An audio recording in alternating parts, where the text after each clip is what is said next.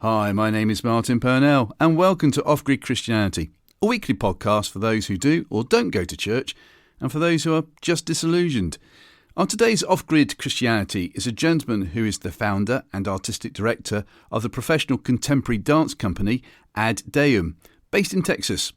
He is a speaker and teacher on the integration of art and faith, and has served as a choreographer for many high-profile companies, including Cirque du Soleil. How can you use ballet for kingdom purposes? Do you know the difference between a pas de deux and a manche deux? Let's find out as we welcome to Off-Grid Christianity today's guest, Randall Flynn. Randall, thank you so much for joining us today. It's a privilege it's my pleasure, sir. Thank you so much. No, you're welcome. Whether you can say that at the end is another matter. So tell us more about what you're doing at the moment this weekend before we go to the 5 important questions, good sir. Oh, sure. So for the past 3, almost 4 decades of my life, I have served as the artistic director for a professional dance company, which you pronounced quite well, and kudos to you. Oh, my school will be proud. Dance company. We have been called everything because we're in Texas, and people in Texas tend to have a very Southern Texas y'all accent. We have been introduced in situations that it wasn't appropriate to introduce us this way as a damn dance company. Brilliant. It's a Deum. Yes. And so it's a professional contemporary / modern dance company. And dancers have moved here from literally all around the world to be a part. Wow. It was a vision that was placed in my heart back in the 1990s to formulate a community where beautiful professional dance, but also a environment where faith would be affirmed, could intermarry and live happily ever after, at least hopefully. Yeah. And not too many people were doing that. So we just came off of a big weekend of performances. Actually, the past month has been nonstop performances. No complaints because COVID kind of shut us down for about 1.5 years. Yeah. So it's back to be resurrected again.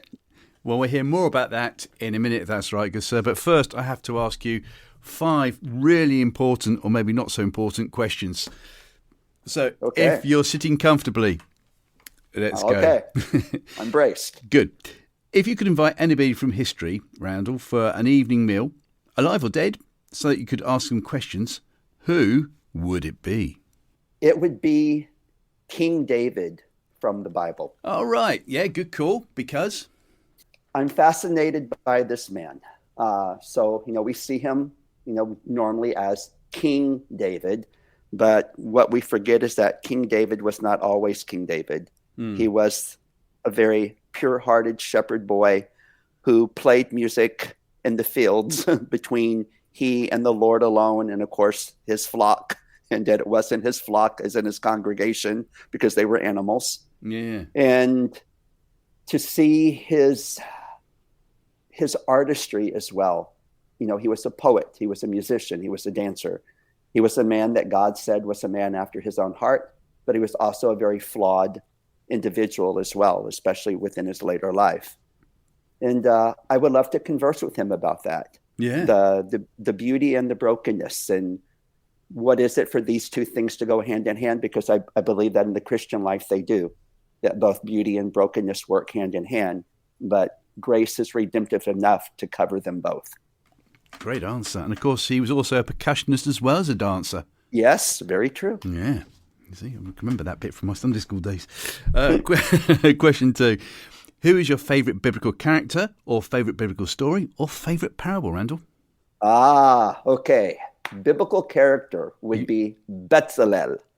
And Bezalel was the artist in Exodus chapter 31 or 2nd Moses, depending on where you're from, who was called by God, and not only called by God to be an artist, but actually the first mention of anybody being filled with the Spirit of God was an artisan, a craftsman.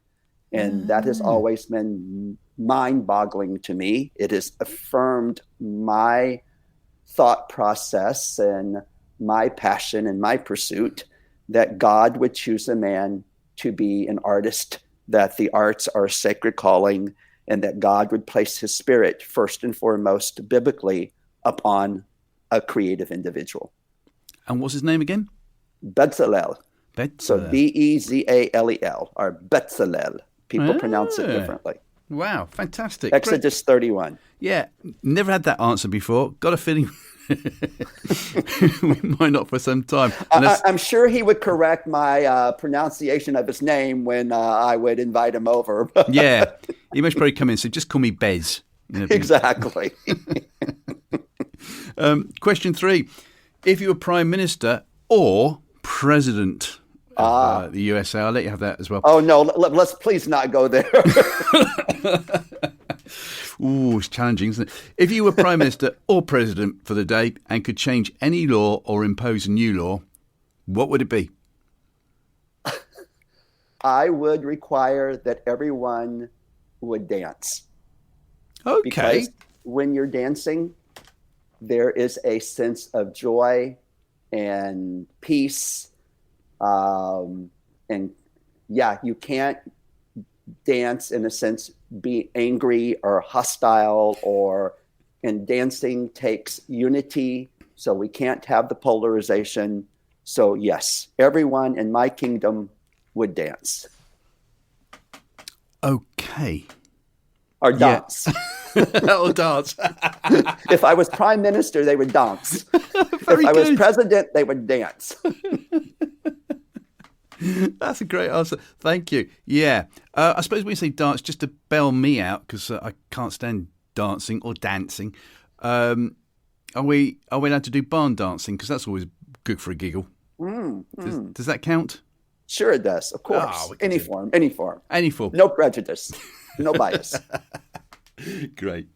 Outside of family events, what has been your most enjoyable day out so far, Randall? It would be the times that I am able to kind of defrag and go outdoors, and it could be anywhere. It doesn't have to be any elaborate place. It doesn't have to be in another country, but to go outdoors and to sincerely converse with the Lord and to commune with my own heart. Because as I'm conversing with him, I discover more about my own heart. And when I've had those times, those are treasured times, and those are my most memorable times as well. Any particular place that really stands out? Interesting enough, just behind my home, there's a shopping center and there's a hardware store. And it used to be that the hardware store trusted people enough. Now in Houston, Texas, people don't trust people at all. But they would leave their kind of handmade swing sets outdoors.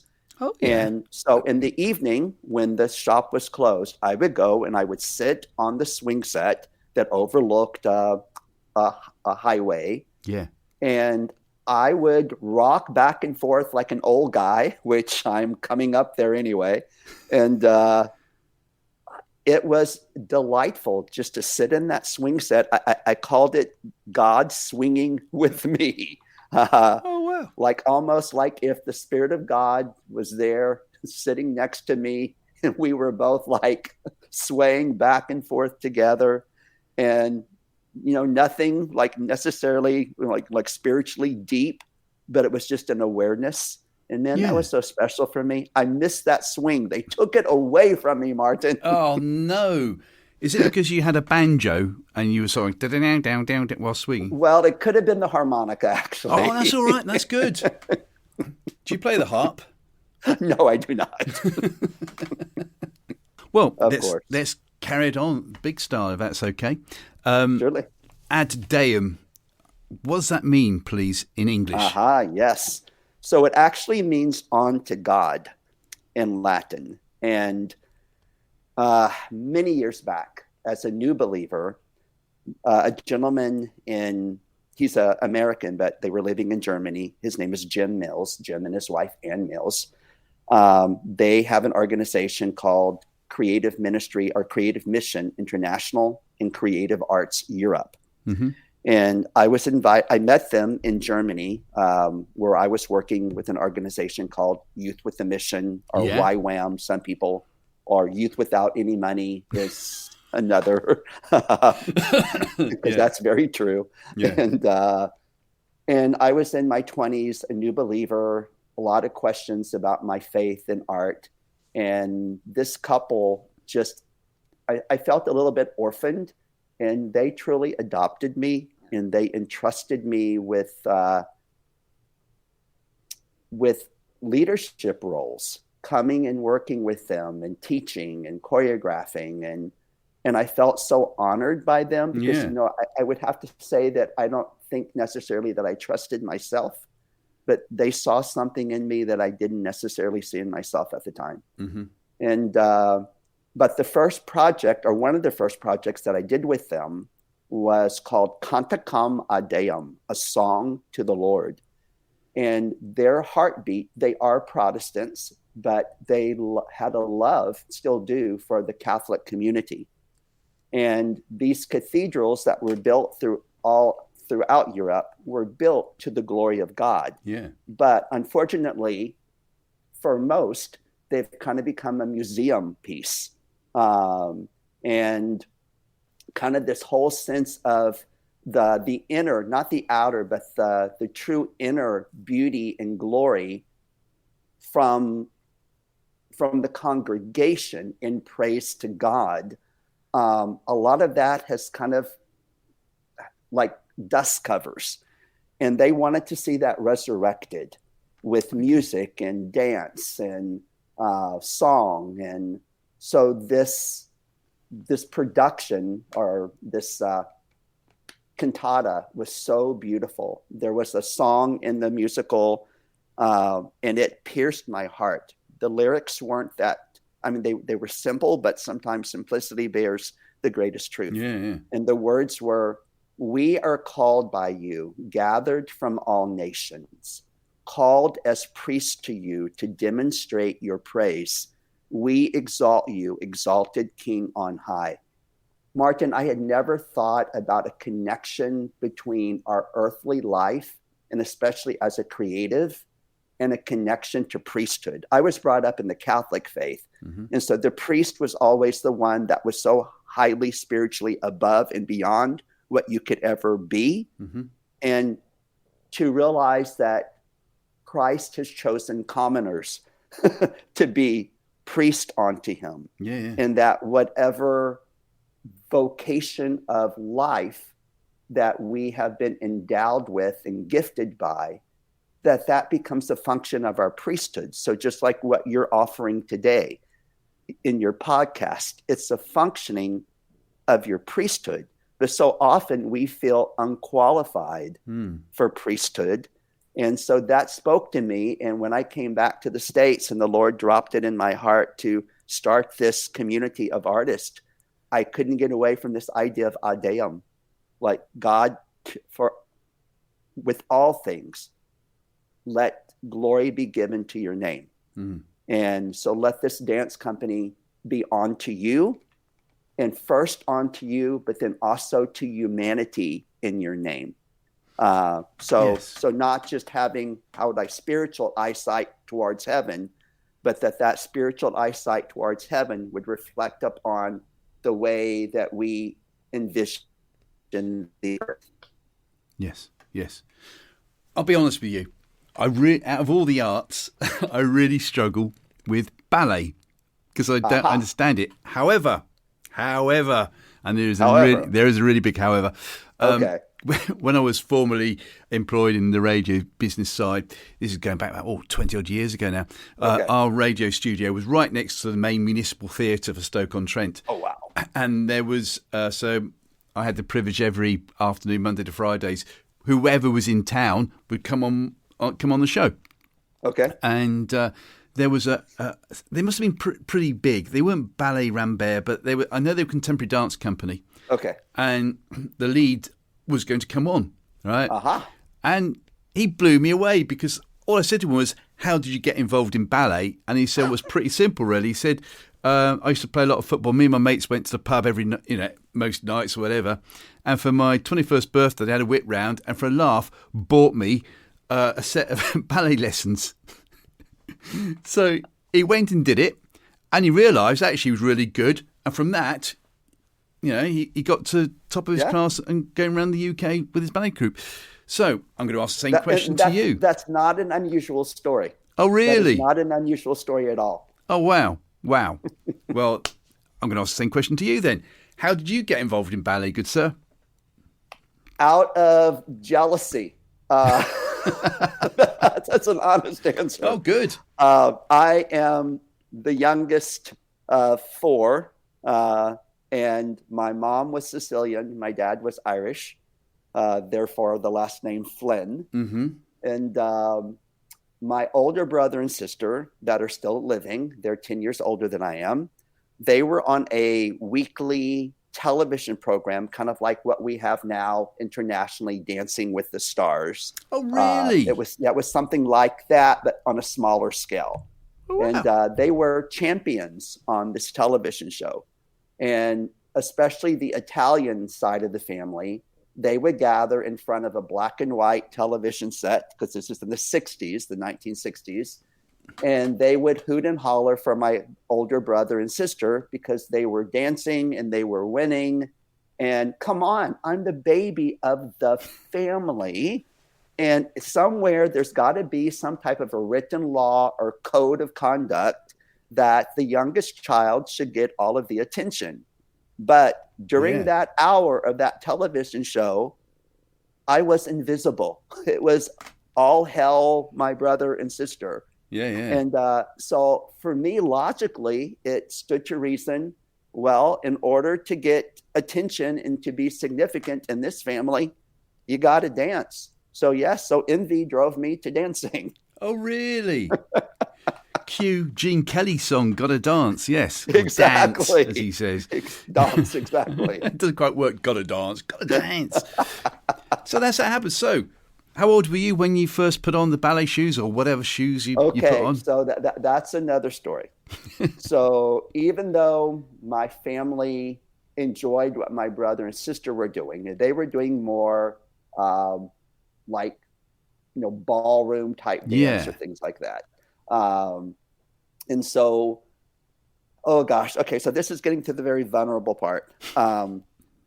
I told you that my dad was Irish and my mom Sicilian. Yes. And not to try to put people into a category or a box culturally.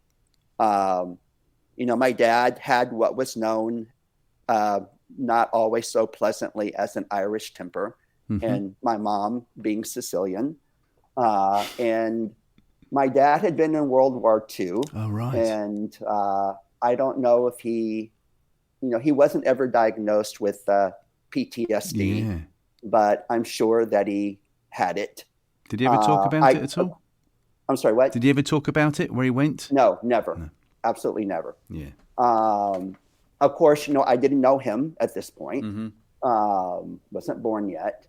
But, my earliest recollections of my dad, instilled the memories. There are a few memories that, by few, two, that are very pleasant to my heart. The other ones, even though the grace and forgiveness of Jesus has washed and brought so much healing, mm-hmm. the others are traumatic. Because when my dad lost his temper, he lost it completely. Mm-hmm. And would be violent, abusive. And I was frightened, and it would traumatize me. Mainly, I was afraid for my mom. Mm-hmm. And so, Martin, I would lock myself in a room and put on these things called records, and your listeners can Google what those might be, and a record player. I've still got them. Okay, I do too, actually. Yeah. And I would put on music and I would just move. And it was like a sanctuary for my soul. Yeah. The monsters and the demons that lived in my house could not touch me as long as I was dancing. Yeah. And I didn't know the Lord then, but he knew me. And I believe that God carved out that desire in me because he knew that I needed that sanctuary. Yes. I just didn't realize at that time in my life that he was Lord of that sanctuary. And so I'm a Texas product. even though my dad had Irish roots and my mom's Sicilian, still you're always a product of the culture that you live in. Yes. And of course, if I would ask you or any foreigner or even other people in other states, so what do you think of when you think of Texas? Go for it, Martin. 5, 6, 7, 8. Okay, card game. Okay. Texas Hold'em. What else would I think of Texas? I remember a chap he's still alive. He's in his 90s now. And when you'll be later on doing your hero slot, he said, my name is Jack Henshaw. He said, and I'm from Texas, which is in the United States of America, but don't tell a Texan that. And I thought that was quite funny. But true, I suppose. No, it's so true. Yeah, actually, yesterday, I forgot where I was exactly. Oh, I was doing a Zoom call, a Zoom interview, and it was an international gathering. And so the host asked the people that were gathering, how many of you are from different countries outside of the U.S.? And I raised my hand. And he said, I thought you're an American. And I said, I am, but I'm from the country of Texas. So there's a truth. Yeah. But normally when people think of Texas, they think about cowboys. Oh, right. Okay. You're a bunch of cowboys. Right. Well, in a sense, back in the day, that was true. If you're a Texas guy, you were a cowboy, and you were an athlete. And that kind of formulated the idea of manhood. So if you were a cowboy, you were rough and tough, or an athlete with the same attributes, then you were a real man. Mm-hmm. And my dad, he admired real men. I always enjoyed things of beauty, music, dance, literature, creative writing was one of my best subjects in school. But these were not things that my dad saw as traits of, rough and tough, cowboyish, athletic type. Mm-hmm. And I was that kid that when they went to choose, like in school, who's going to be on which team for basketball or what have you. I was that kid who was the last person chosen. Yeah. By default, then you come on our team. Yes. And it's like they want to trade me, like what? Yeah. And so just to be honest, I was very insecure. And my dad was very impatient. So, if I wanted to learn something like how do you fix a flat on a car or how do you change the oil in a car? And if I didn't snap to it immediately, then my dad would chide me or embarrass me, you stupid child or what have you. And so there was a lot of brokenness that was there. Mm-hmm. So, having these desires to dance and to dance professionally, I didn't want my dad to know about that. Mm-hmm. And the only time that my dad really delighted in my dancing ability is I won the title of Texas Disco Champion in 1979, I think it was. Yeah. So I was the real John Travolta guy at that point of my life. But in high school, after finishing junior high, a new school opened up in my city, which you so beautifully called Houston. Yeah, we really accent the U in Texas. Okay. We're Houston. Houston. That's a train station in London for us. Exactly. Yeah, I've been there.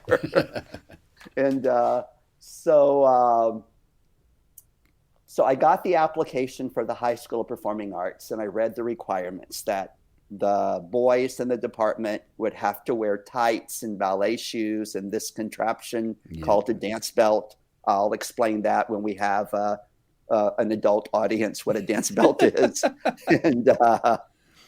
And I knew that probably my dad would not agree. Well, that's a nice way to say it. And that my friends in the rough and tough neighborhood that I grew up in would bully me. Yes. And also I was, there was a personal side too. I was afraid. I didn't feel strong. I kind of had a love-hate relationship with my own body. So the thought about getting in tights, like I felt I was I was extremely thin. People would say, a friend said to me once, have you thought about being hired as a poster boy for a world hunger program? I was that thin. Wow. Which was funny because my dad at one point worked for a cookie company or a biscuit company. All right. And we had biscuits in our house. I should have been like completely obese, but I think I had the high adrenaline. And so anyway, long story short, I didn't go to that school because of what I thought others would think and my own insecurities. Yeah. And I regret that. Interesting now to see how God's grace knows like our past. And, you know, there's a wonderful scripture in Joel that says he redeems the years that the locust has eaten. Yes. Now, Martin, I am now a faculty member of that high school. Wow. At the age of 65, wow. I am now a faculty member of that high school that I so wanted to go to when I was high school age. And have you noticed from where you were in your teenage years to where you are now, has there been a massive change in the way men think about ballet? Have you noticed that? If so, discuss. And I think almost globally, dance, as far as the male image, has really been upgraded to a place of semi-nobility. Oh, really? If a man can dance now, it is an attribute. And, you know, we have a television show here in the States called, well, now it's international, So You Think You Can Dance. And I was a magazine writer for one of the tours of this show. So I got to go and interview the dancers. Mm-hmm. And the event, which toured nationally through the States, was not held in concert halls. It was held primarily in sports arenas, which I thought, like, what? Yeah. But anyway, when I walked in, I saw fathers, like football fathers, with their young daughters and sons that were dancers, holding up signs like they do at football games to cheer on the dancers. Gotcha. And I thought, you have got to be kidding me. Like, I was born way too soon. Yeah. But yes, so, you know, there are still, you know, how would I say, especially I think in the southern states, perhaps, maybe just in general, there are still aversions sometimes when you think of men who are like well, you know, to be honest with you, Martin, I have found more, what's the word I want to use? Thoughts that were misguided from the church community versus the mainstream community. Yes. When it comes to men dancing, it seems like the archaic thought of Puritan church community tends to pronounce a judgment more so than, because today's mainstream community, like the arts, are prevalent. The arts really are the mind molders of today's cultures. Yeah. Wow. Well, this is at Deum has been going for what, nearly 20 years now, something like that? About 30 something years now. Wow. Yeah. So you came back from Germany, and and obviously by this time you were, I would have thought, a professional dancer. So how did you get in? So how did you get into professional dancing? And also bear in mind how you've very eloquently shared what was going on behind the scenes with your family. Yeah. How did you tell your family you were going to be a professional dancer? So my mom was always encouraging. And actually, my mom drove me to my first professional level dance class.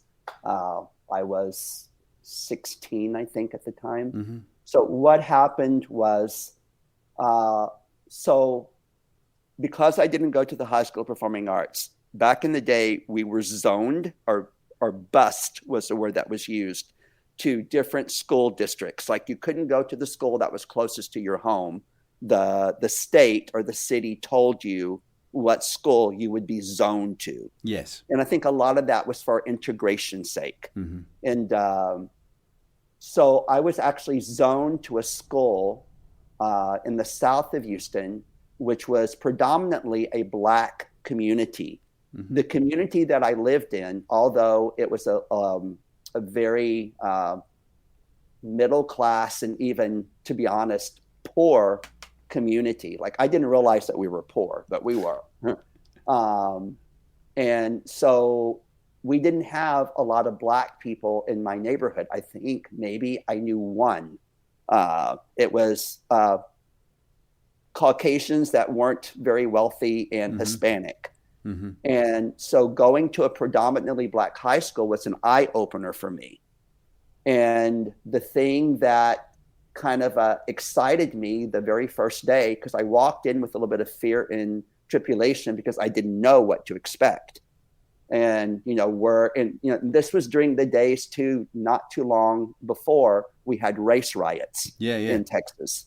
And so I walked onto the campus and I saw these incredible individuals that had their big, we called them jam boxes, big tape recorders. Yes. And playing all of this soul music and dancing, like all these line street dances.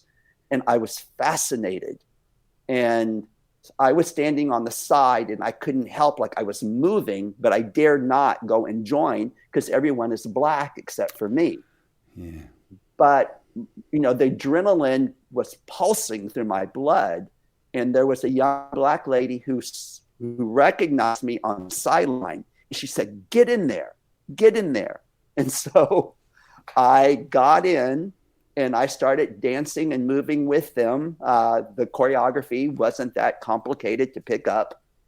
And all of a sudden I hear, go white boy, go white boy, go white boy, go white boy, go. Yeah. And I felt like I had found my tribe.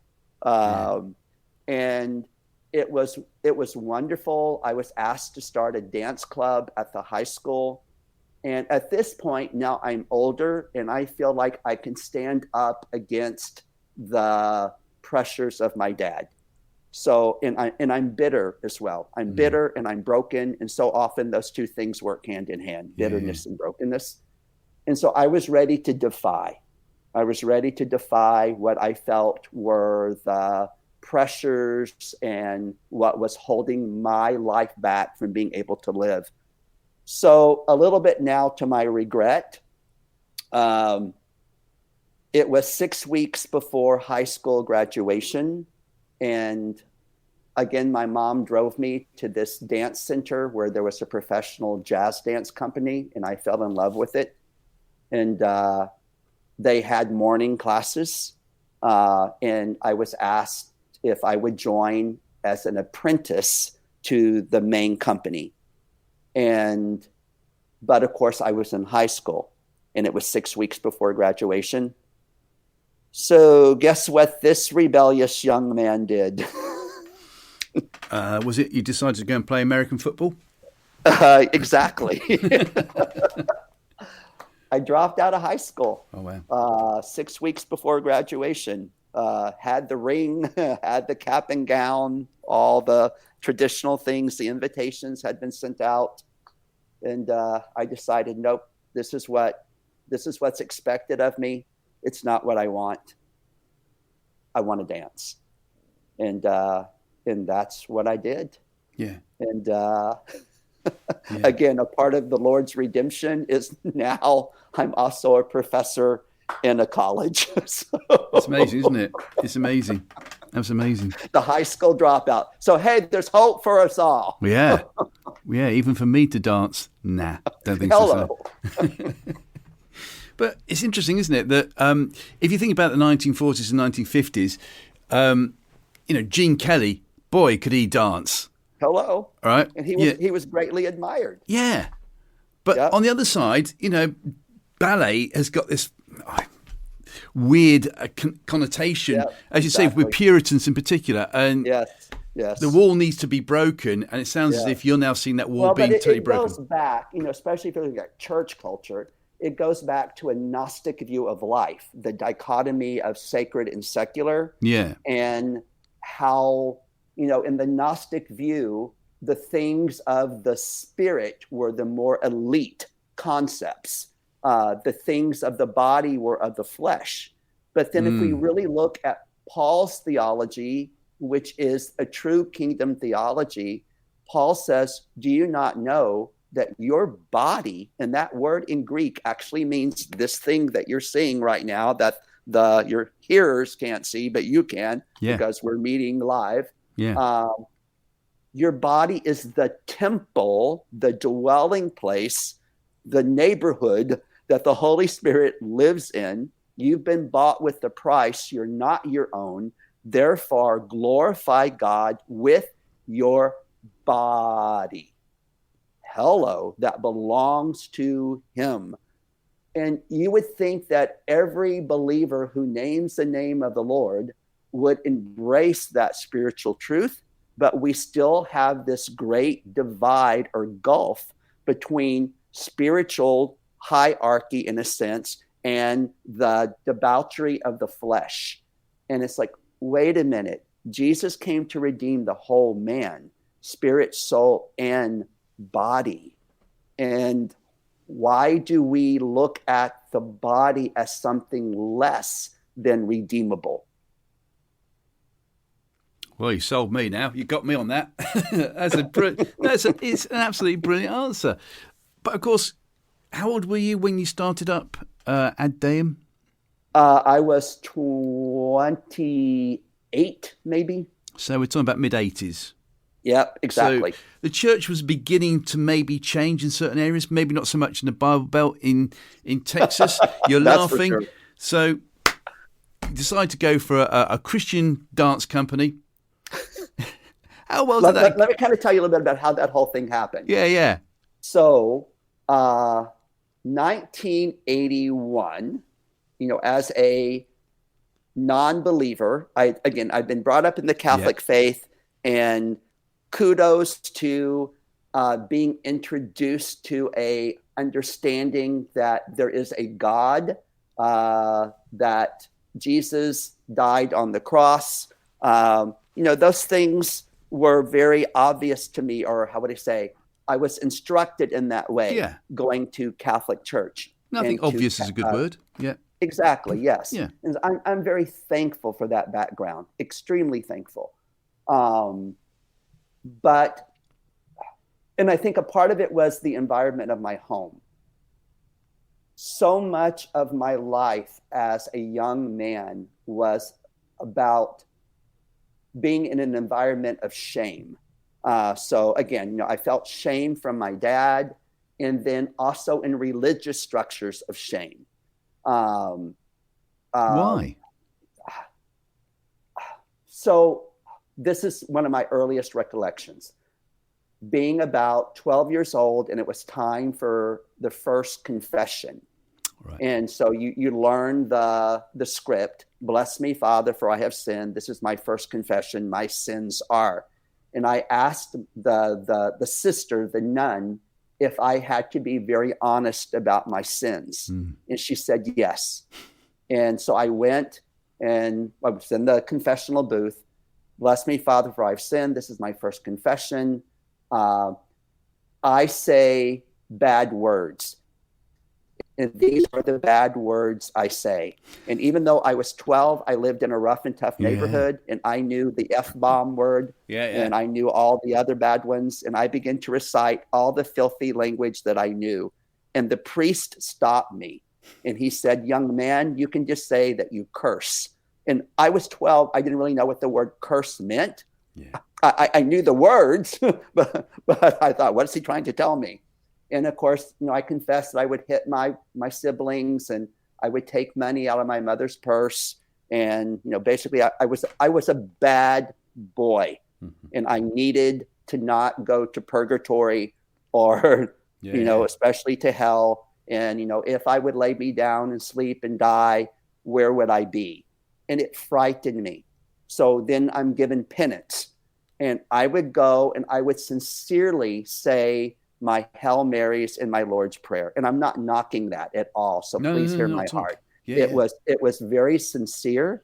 And Martin, I really felt like, okay, now I am in God's favor. He's not going to harm me, because my dad would harm me. Yeah. And so now God's not going to harm me because I said my prayers, and now my heart has been cleansed. But then, Martin, give me 24 hours, and wretched man that I am, those words are coming back out of my mouth, and I'm hitting my brother again. I think it's because you're human. I've just got that feeling. Yeah, I know. And by the time I was 12, this is what I figured out, that God calls us to a game called Holiness, and he knows the entire time that we can't win. Yeah. And I was one of those kids that if we would play a board game and if I didn't win, there was hell to be paid. I needed to win. And then I felt, God, how unfair and how maniacal that you would call us to play this game called Holiness, and you know the entire time we can't win. And if that's the case, then that's cruel. And I don't want anything else to do with you. And so by the time I was 12, man, that was it. And it wasn't until I was 21 that I walked into an exercise studio to try to make some money as an exercise teacher, because dance teachers weren't getting paid that much and professional dancers weren't getting paid that much. But exercise teachers in like fitness centers were actually making pretty good back in the 80s. And so the gentleman, who I had no idea who this man was, who owned the studio, I went in, had my resume or CV, laid it down, and he pushed it aside and he said, I think the Lord brought you in here today. And I thought, that's a weird thing to say to someone. And he said, are you a Christian? And I said, well, when I was younger, I went to church. And he said, well, you know, going to church doesn't make us a Christian. It can be just a traditional thing. And I think he saw I was getting a little bit like, not unnerved, but maybe uncomfortable. And so he asked me what I was doing, and I told him, well, I directed a professional dance company. And he asked me where I was rehearsing, and I told him. And he said, well, do you pay rent where you rehearse? And I said, oh, yeah, we pay rent. And he said, well, look, my studio closes at 7:30 at night. And if you need a space, you can just use my space. And I said, well, how much would you charge? And he said, no, you can just use it for free. And well, I'm no dummy. And so I took my dance company over, and this guy was always so nice. He would go and buy sandwiches for us. And so about 2 weeks later, I went up to the studio on a Sunday afternoon because I left some music that I needed. And I walked in, and he was, because he gave me a key, he was walking out, and he was all dressed up. And I said, dude, it's only like 3 p.m. or 4 p.m. You're all dressed up. Isn't that too early for a party? And he chuckled, and he said something like, yeah, I guess I am kind of going to a party. And I said, where are you going? And he said, well, I'm actually going to church. Why don't you go with me? And I thought, okay, let me make up a quick story. And, you know, as a choreographer, I'm quick on my feet. Martin, I couldn't think of a lie. And I said, yeah, give me a moment and I'll go with you. And again, I wasn't anti-God. I just didn't understand the heart of God. And he took me to an Assembly of God church, and I saw a movie about a woman named Johnny Erickson Tada. And her story, I can't tell you how it penetrated something in my life that I didn't know needed that depth of spiritual penetration. I, as a dancer, and because of my insecurity, because I finally had an image, I was a dancer. I was an athlete.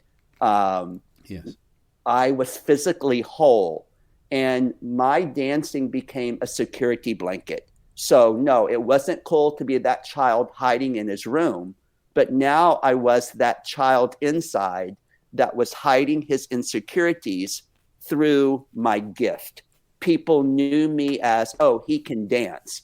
And I needed that because that was my suit of armor, but yet there were places of brokenness and insecurity still inside that the dancing could not heal. Like our gift cannot heal those deep places of brokenness, no matter what approach we make to them. No, I hear that. And so here's this woman that one moment at the age of 19, I believe it was, she's physically whole. She's an athlete. She dives into a body of water and she becomes a paraplegic.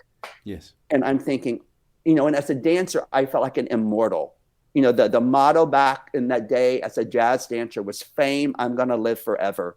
And I really thought that, like, I am among the demigods. I'm a dancer. I think it was Einstein that said dancers are the athletes of God. And I really felt that way. But then through this movie, I realized, oh my gosh, in the twinkling of an eye, life can change. And we really are fragile beings here on this planet.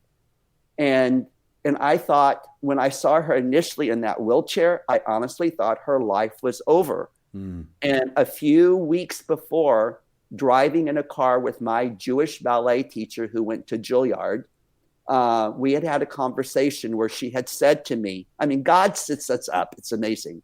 She said to me, Randy, I admire you because you have so many friends. And I said to her, I don't know if I really do. And she said, what do you mean by that? And I said, I think people hang around me because of my gift, because I was a choreographer, I was a director, dancers need jobs, blah, blah, blah. Yeah. And she said, well, I hope you don't feel that way about our relationship. And I said, oh, no. She said, so do you think you're only worthy of being loved because you can dance? And I said, sometimes, yes, I do feel that way. And she said, so what would happen if something would happen and you couldn't dance anymore?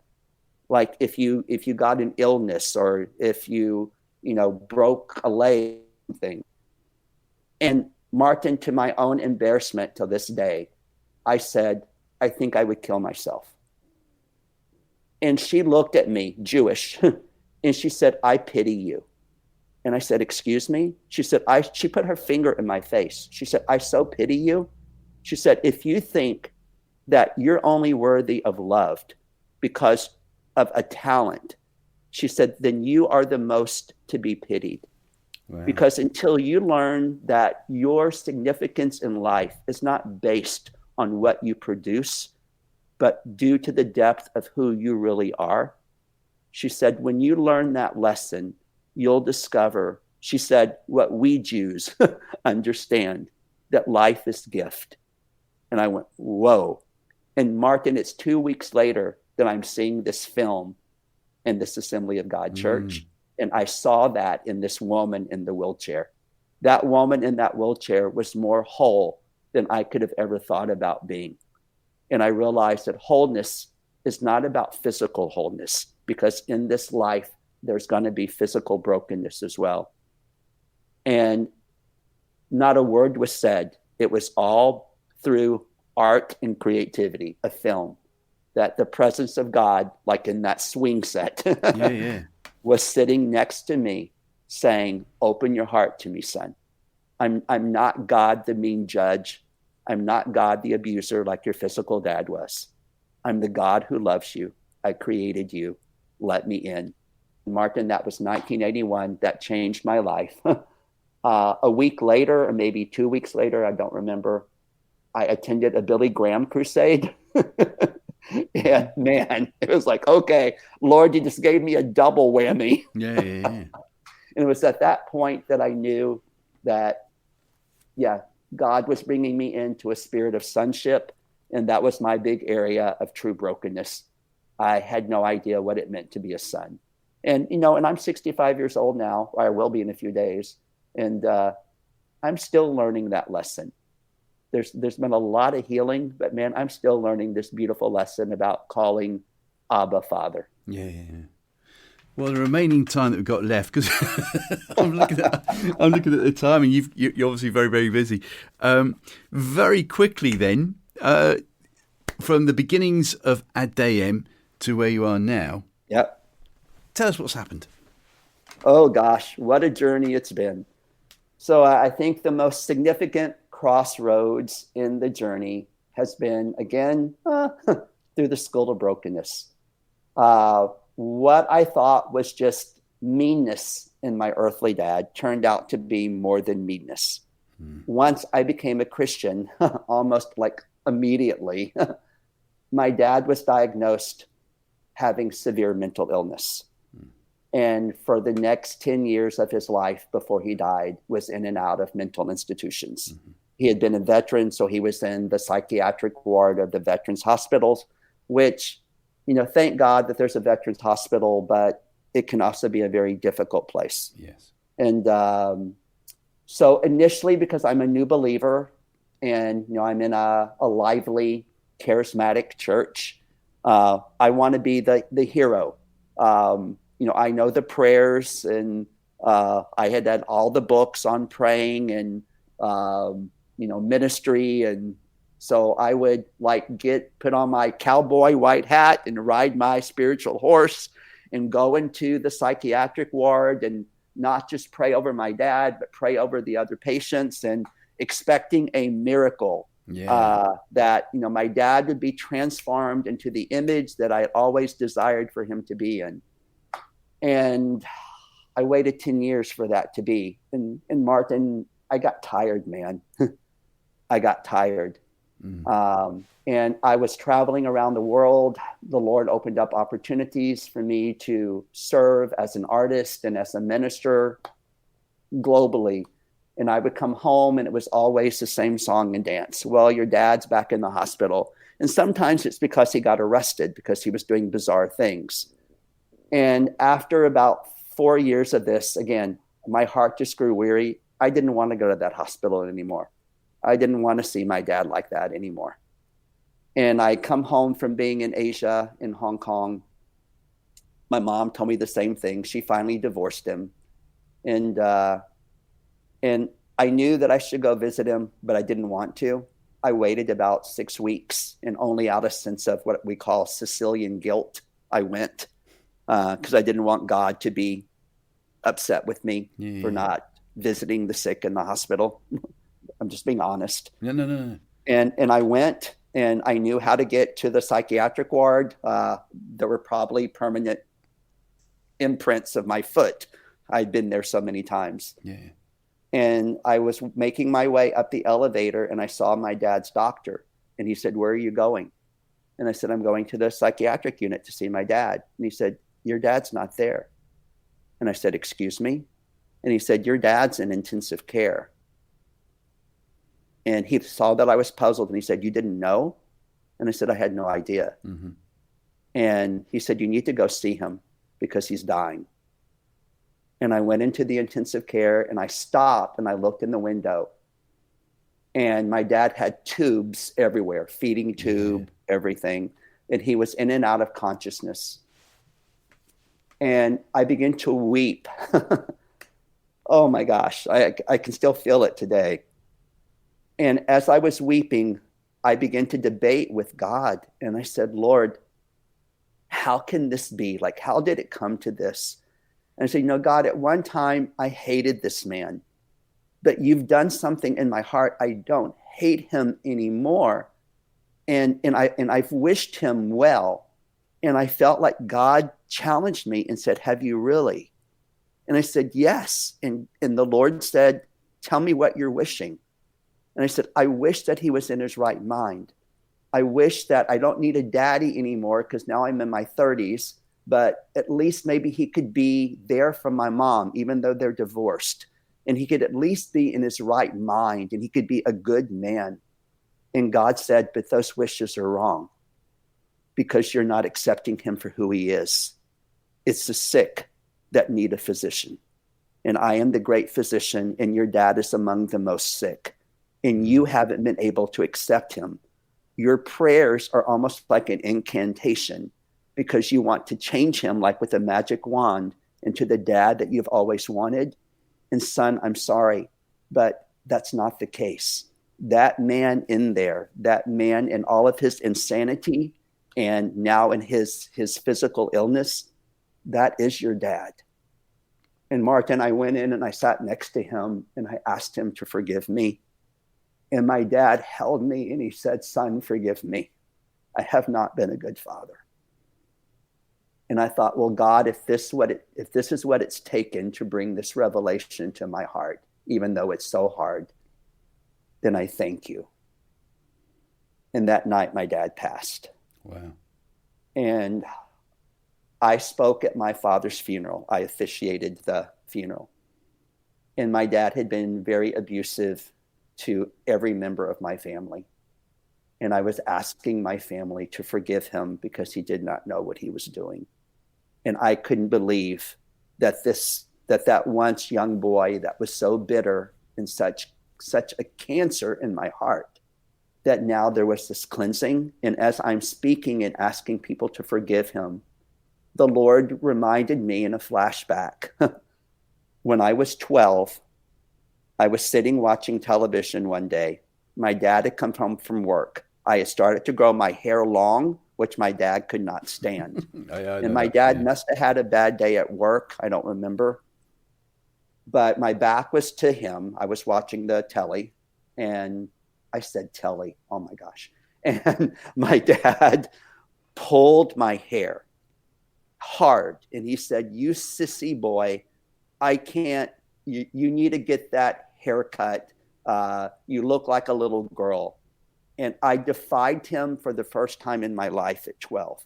And I stood up and I threw the chair at him. And I said, "I can't wait for you to die, because when you do, I will be there. But I'll be there to spit on your grave." Wow. I was so angry at this man. Yeah. And Mark, and here I am now in my 30s as a believer, asking my family to forgive him and having that last moment reconciliation with my dad. And that was the most significant through the skull of brokenness that brought the blessing of change in my outlook as a human being and as an artist. Yeah. I asked the Lord one day, "What is my dancing to you?" And the Lord took me to John chapter 13, where Jesus washes the disciples' feet. Mm-hmm. And the Lord said, "To me, your dancing, your gift is the towel that Jesus took to wash over the feet of his broken disciples. And if you will use your gift as a towel to wash the feet of broken humanity, whether they're your fellow brother or sister in the Lord, or whether they are the lost sheep, you wash over them, be a servant artist. Use your gift to wash over the feet of broken humanity, the soiled feet, the bruised soul, with love, with grace, with kindness, with redemptive beauty." And that mission has been imprinted in my heart. And by the grace of God and by the grace of God alone, I will continue with that mission until my life on this earth ends. We have an expression over here that it's actually worldwide, but it seems to be used quite often now in these podcasts, and that is dying to self. Yes. I think that's what you're trying to say. Would I be right on that? Yes. Bingo. Yeah. And it's difficult and it's painful. It is. As I can testify to that myself, it really does hurt, because like you know, I had ideas that I was going to be one of the world's greatest DJs in radio. I think we all have these aspirations. Sure. And God is saying, well, actually, maybe not. No, I've got some other plans for you. So to end all this, then, to encourage those that are listening and who feel they're really struggling, right, with maybe identifying who they really are, with really what does God want them to do, what would you say, good sir? Yeah. I would say to anyone that's listening who you are having this heartache of brokenness, and you feel like you don't even qualify to walk into a church, or that the church doesn't understand you, or even that you've been hurt because you felt so misunderstood. God still sees you. I have a friend who's gone on to be with the Lord, who at one time was serving in the ministry organization, not the dance company. I was working with another ministry that we were reaching out to children that were being human trafficked. And And his former life, he had lived on the streets as a male prostitute. And he had come to the Lord, and he was going on mission trips with us. Wow. And he was growing, and he was preaching, and, on the outside, everything looked peachy keen in that sense. But he was still dealing with some brokenness. And long story short, he went back into the lifestyle that he had once known. Mm-hmm. And some people in the church, not everyone, would say, well, he's fallen away from the Lord. Mm-hmm. And, he's excluded himself from, he's pushed God away. And I struggled with that. And I thought, can you really push God away? Like, are our arms strong enough? And even is our sin strong enough to push God away? And so I went to go visit him in the hospital. He had AIDS, and he was all yellowish,